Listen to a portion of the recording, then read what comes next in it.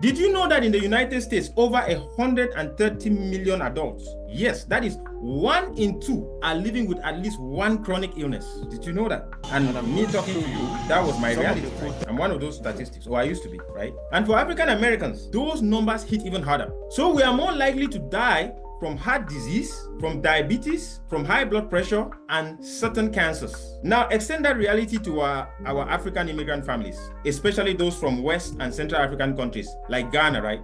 So we are seeing a silent health crisis that is taking root, right? But what if I told you that there is a new kind of guy out there? And I'm not talking about a doctor. I'm not talking about a personal trainer. I'm talking about someone who helps you change from the inside out.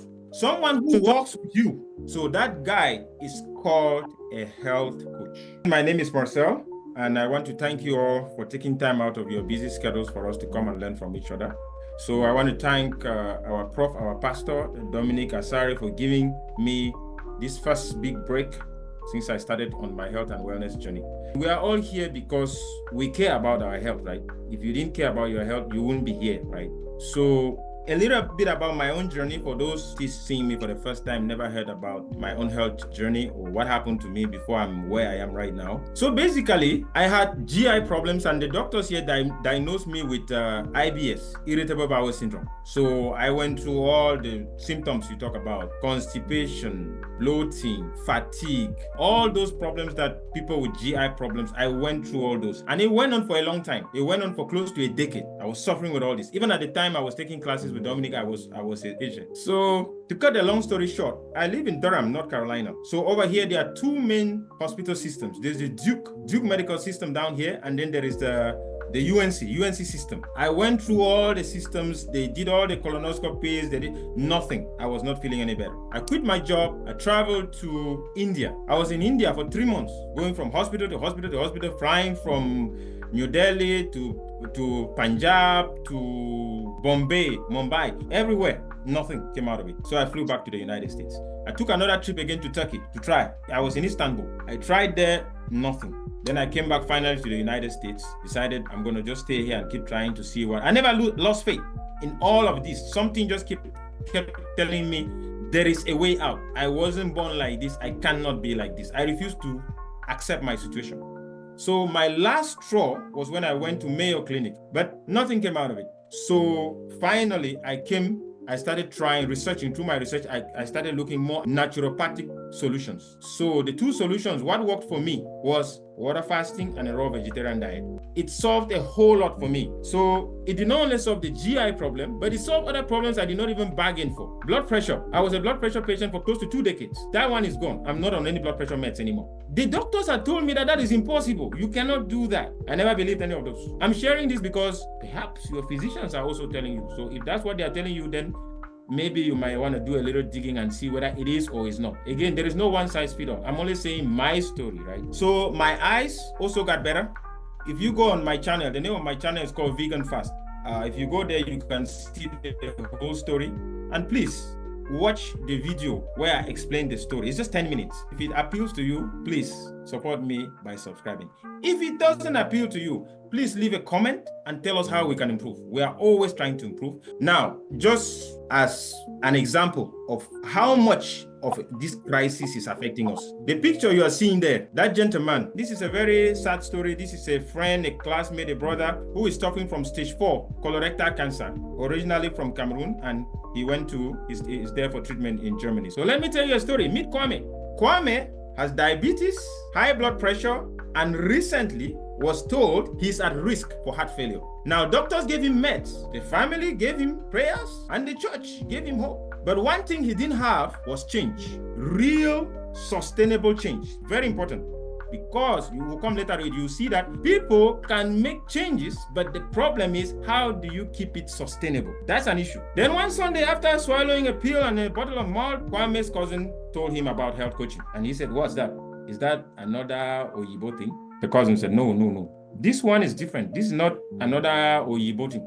Now, I'm going to keep you in suspense for a little bit on Kwame's story. So before we come back to Kwame's story, let's first make sure we understand what wellness is, because that is what health coaches do. So the question is, what is wellness? Wellness isn't just the absence of disease. It's how you feel in your mind, your body, and your spirit.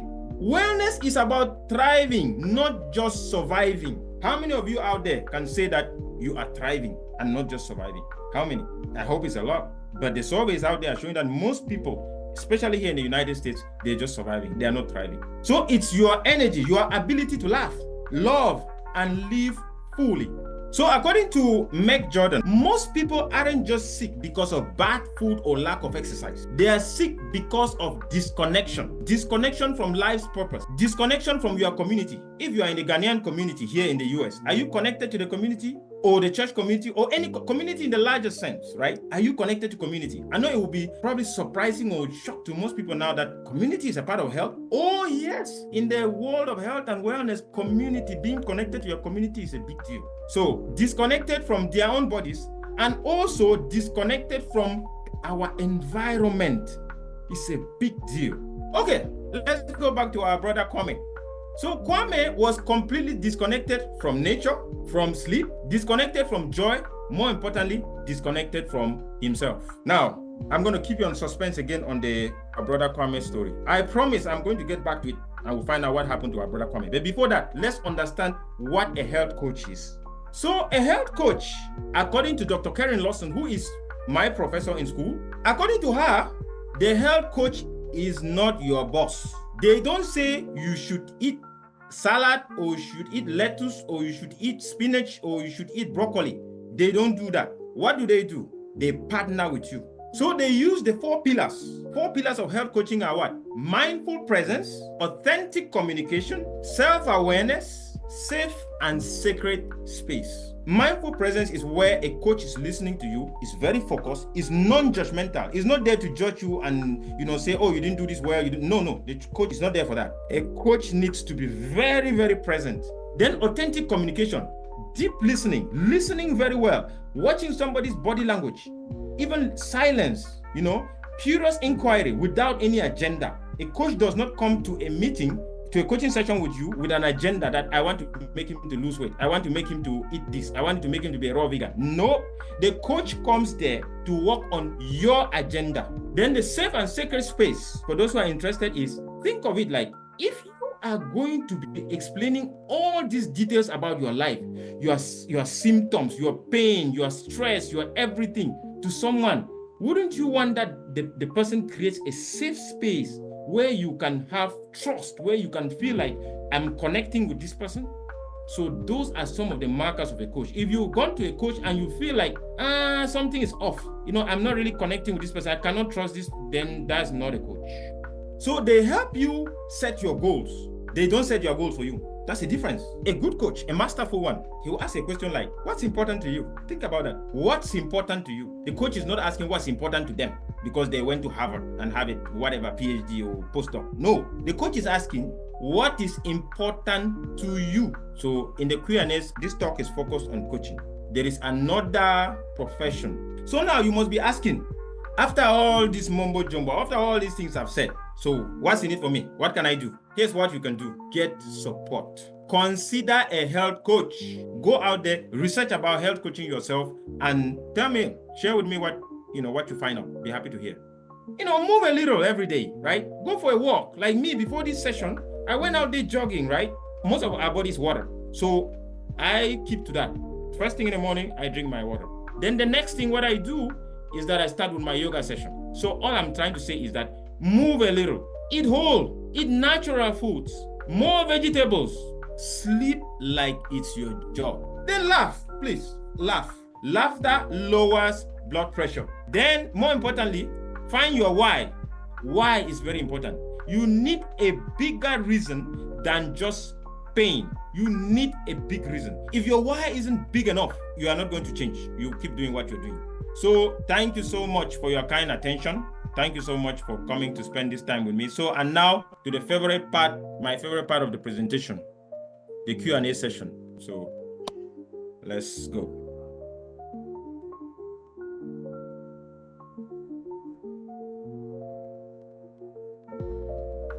So that comes back to what I talked about, the why.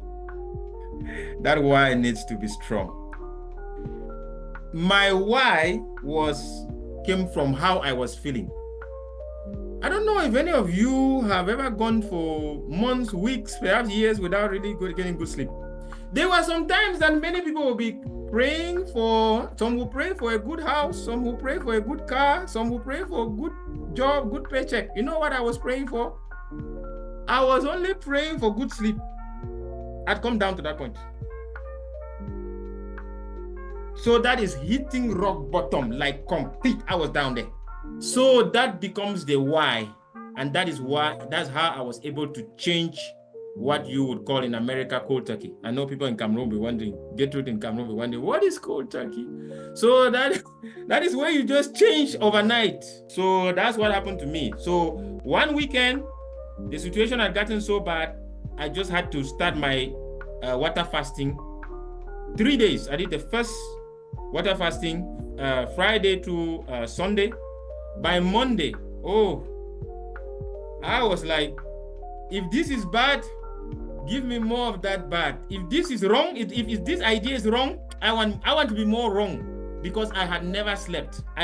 So everything felt good. So I knew I must be in the right direction, but I still wasn't sure 100% whether is this by error or what? Because I was not. No one had sat down. What I'm really trying to achieve by this talk is to give you guys a shortcut.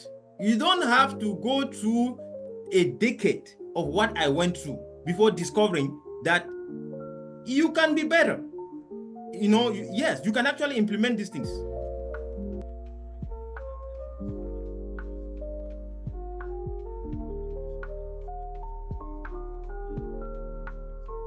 First of all, go and do a medically supervised water fasting. Go to a center, kind of like the one I went to in Costa Rica. Go there and somebody would supervise it. What do I mean by medically supervised? That means before you even show up to the place, they will ask you to go and do blood work to see whether are you even a candidate for this stuff. Because some people, they eat well, they eat a huge quantity of food, but they are actually starving. Do you guys get the sense of what I'm trying to say? It's because you are eating calorie-rich, nutrient-poor food, right? If you go and you're eating McDonald's and KFC and fried chicken, all that stuff like that, it is very calorie-rich, but nutrient-dense, but nutrient-poor, meaning that if they check your blood, they'll find out that you are actually missing some electrolytes. So I'm sure any good functional medicine doctor out there running a center or a nutritionist will send you to the lab to have your blood work done to see particularly things like sodium, potassium, they will want to see, and other electrolytes. So that if you are going to the water fasting, something wrong doesn't happen, right? There's a principle, even in functional nutrition, we still follow that principle that you should do no harm, right? So that in such a case that if you checked it and you find out that this person is actually deficient in some electrolyte, then the correct thing would be to tell the person what? Go and take supplements or eat the diet that can take your electrolyte level to the correct level before you go down there, right? Okay, now let me surprise you guys. Would you guys believe that after I fasted for combined 6 days, I fasted one weekend, then I started my raw diet, then the following weekend I fasted again before heading to Costa Rica.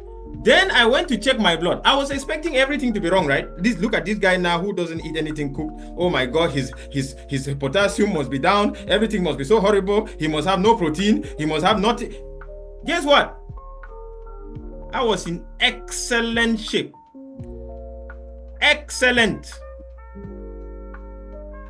How do you explain that? So water fasting, like I've said, I want to give that disclaimer very well, because somebody might try something at home and something will go wrong with him. So I'm telling you, from what I know now, go to a center where you'll be supervised. In that center, they will check your blood. I mentioned that already.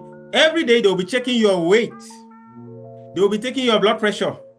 I'm saying so from experience. Is what they were doing when I was down there. They monitor you. And then you, in the center also, they also give you teaching.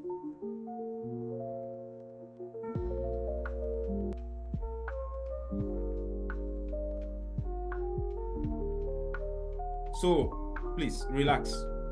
You are already fasting. Maybe somebody never told you.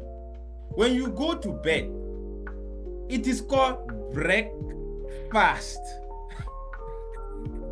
It's breakfast. Somebody coined the name very well, and we've been all of you here, you have fasted, but just maybe nobody ever put it that way. So all I'm saying is just extend breakfast a little bit to, I don't know, if you are like me, some days my breakfast is 12 noon. So I'm not saying you should do that. I'm just saying maybe yours might extend to an hour. Maybe yours is 2 hours. Maybe whatever you can handle. Yeah. Does that answer your question?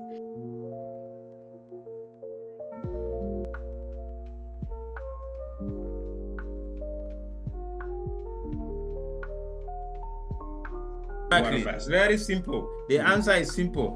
I just drink this water right here. Right now, my maintenance water fast is every Monday. Again, this is not a prescription. You don't have to do that, please. Don't do that. Yes. Do a small change that you can handle and your body can work with it. That way it is sustainable. My thing is this: if you want to make any kind of change, health-wise, right? Talk to the professionals. There are professionals out there who know how to do this. If it's a nutrition problem, talk to particularly functional nutritionists, because functional nutritionists tend to go more towards the healthy side. You can still talk to any dietitian out there. They'll still tell you something that will still be helpful. So they are going to give you that what. If whatever thing you want to talk to a functional, they call it functional medicine doctors also, or lifestyle medicine doctors, they can advise you on the what part. All these ideas you're talking about, water fasting, they know it. They will handle all your questions 100% and design something that works for you.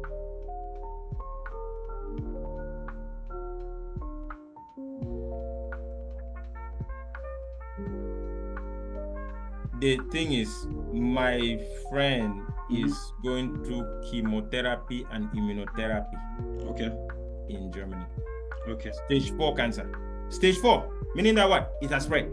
It's spread. Okay. Is it serious? Okay. It is serious. He can die. He's going through chemo. I have been just trying to direct him, because when somebody is sick and it's a very serious condition and all that, a lot of times I look at the situation. I don't try to say I can help you. No. First of all, I've already given a disclaimer that I'm a student, right? So what I do is that I try to direct him to people who have been dealing with these conditions, and there are so many of them out there like that.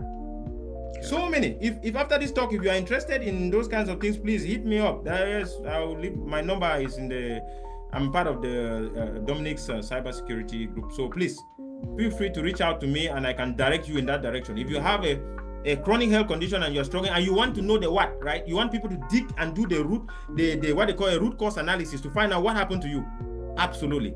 But even after those people are giving you the recommendations, you will still have another problem, which is what I'm trying to solve here. How do you implement what they told you? How are you going to do it? Because in the end, when you boil all this science and all these things online, when you reduce the whole thing, right, it comes down to some kind of behavior change, some kind of thing you need to do.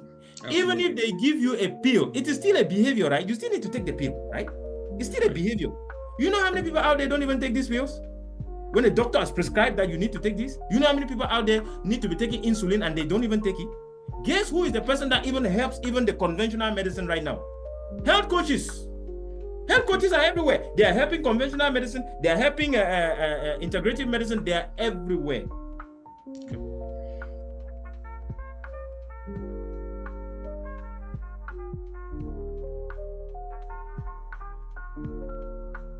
Thank you. Again, I'll issue this with disclaimers again.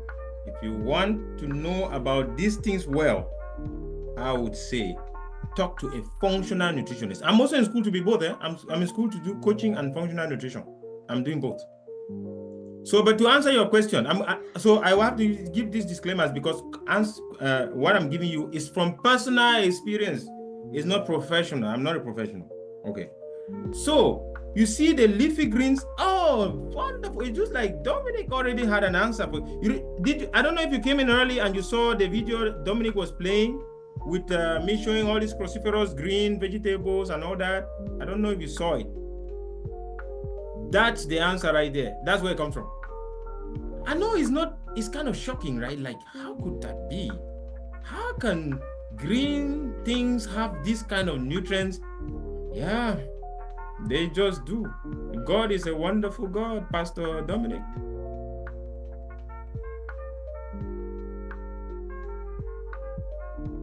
Wellness centers. There's one here called True North in California, run by Dr. Goldhammer.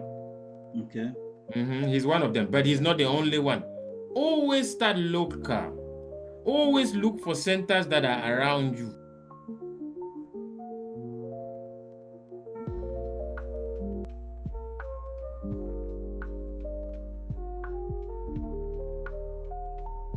Great question.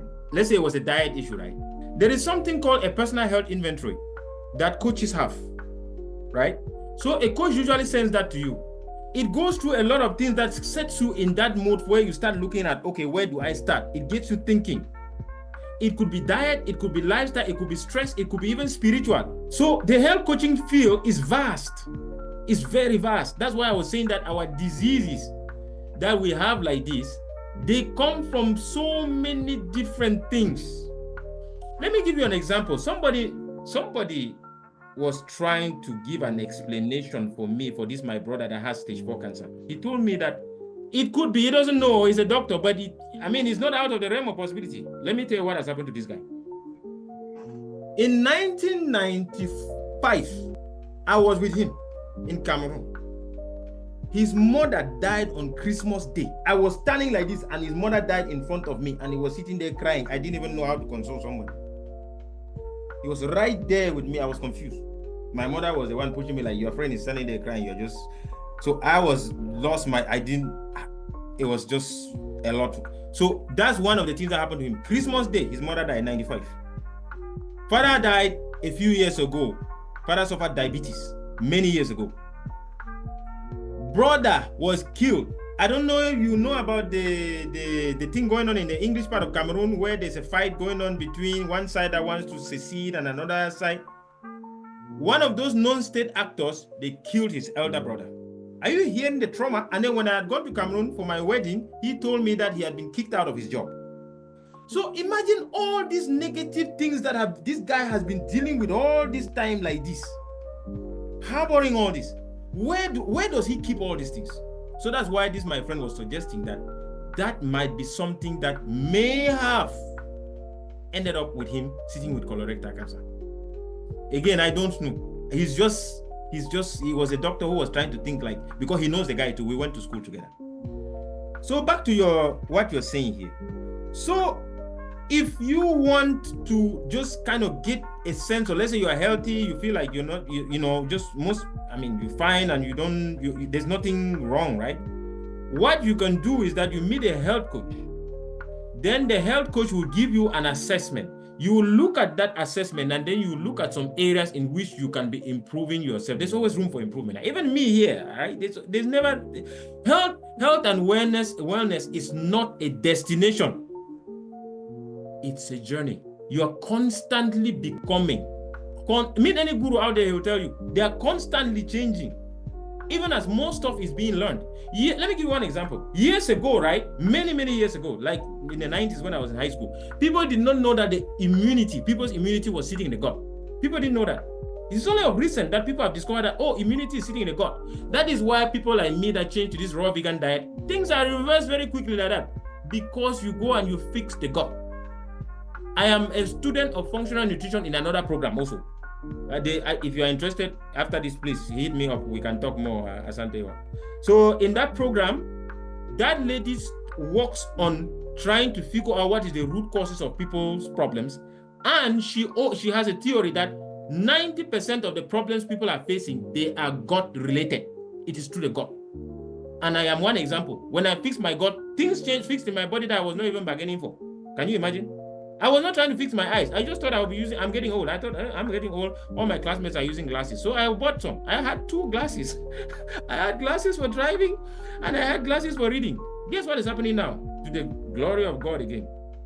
I read 11-point font. 11 point with no glasses. Where is that coming from? It is coming from the carrots that I'm eating every day, because I eat a big salad like this every day. If you're interested, if you want me to share some of these personal things with you, I can share. So the what part can be answered by a functional nutritionist for you. You don't need to bother about that. A good functional nutritionist can work with you and answer that part. But then when you are done with that part, then how to actually implement it is going to be another problem you start to face again. So that is where a health coach can now work with you as that your body, right? That person walking to your side, not ahead of you. He's not telling you what to do. You come there already with an idea of what to do. Then that person helps you.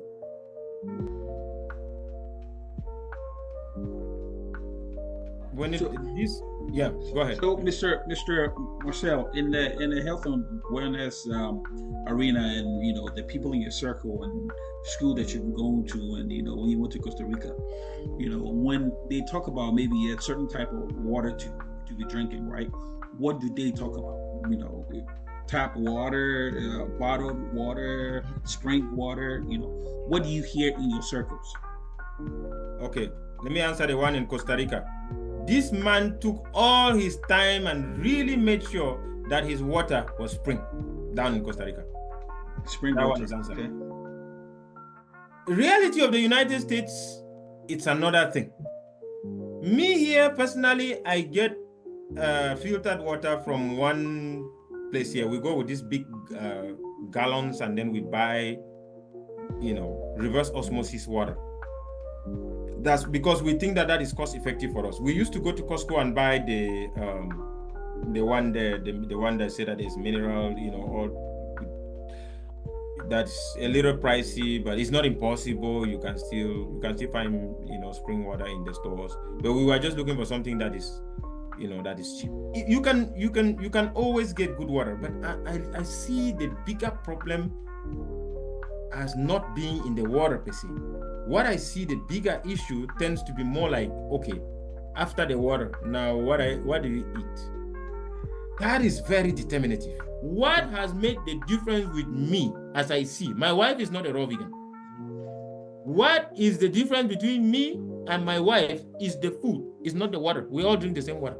If you are having trouble making these behavior changes, don't blame yourself. Don't look at yourself in the mirror and start the negativity, right? Oh my God, everybody else is doing well. Look at me. I'm the only one. The sky is only falling for me. Everybody is in great shape, because health sometimes turns more but into looks, which is really unfortunate. And that's what society, especially the United States here, is. Even if you didn't want to do it, they'll remind you. Yes. They will remind you at your job. They will remind you at the grocery store. They will remind you at the airport. When you go and you're trying to book a ticket, they will remind you. Okay. So if you are having trouble with any health condition, including the one I just mentioned, don't go negative. Don't look at yourself as if this is something wrong with you. Because actually, we as humans, we just naturally resist change. We're not change animals. We are habit animals. Animals, quote unquote, right? We are creatures of habit. So for those who are interested in reading, there is a very good book out there by an author named B.J. Fogg, where he tells you how to make small changes. It is a book from our school. They teach us that stuff. So how to make small changes. In that book, he uses the analogy of just starting with flossing one tooth. Who would have a problem with flossing one tooth? Everybody can do that. Don't take long. Don't need a lot of motivation. So every day, you just floss one tooth. As you are flossing that tooth, you know what's happening? It's called neuroplasticity. Dominic, excuse me, I'm now going into schoolwork. You are changing your neurons in your brain. They are rewiring. Because the neurons in your brain are not static. That's what science is saying. So once you are doing something as a habit, you are rewiring the neurons. And then they are doing what? They are also starting to secrete a certain amount of happiness about that, right? Each time you floss, you feel a certain goodness, right? You feel like, yeah, I did it. Then the next day you do it again. Guess what has happened?